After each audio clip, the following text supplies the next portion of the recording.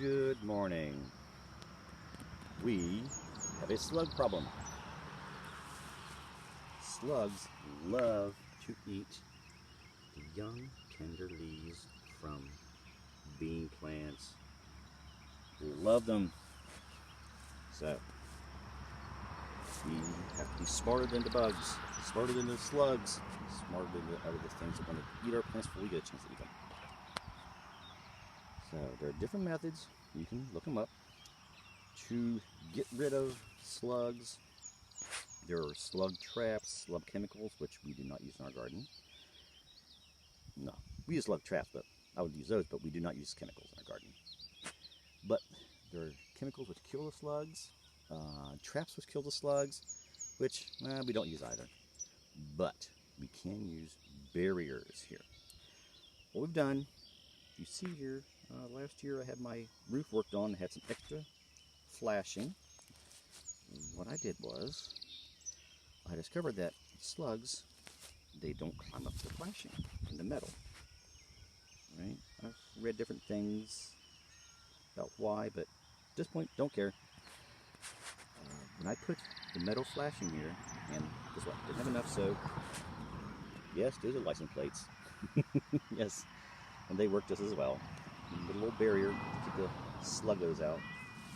So, and you notice these here are doing much better now, and the plants are doing well. I'll probably stop using the barriers soon because the slugs like just a very tender feather almond, and the slugs like a very tender small leaves. So when the plants are getting this big, we can just about stop using these barriers. So this barrier is a method to prevent slugs from getting your plants to go eat somewhere else. Let's go look at something else. Same thing here. I have my flashing, and I was putting it around my cucumber plants. Oh, those are very nice. And here's something neat about cucumber plants. The slugs, they don't seem to bother these leaves here, but they like these very small leaves here. These leaves pop up when the first seed germinates and comes up out of the ground.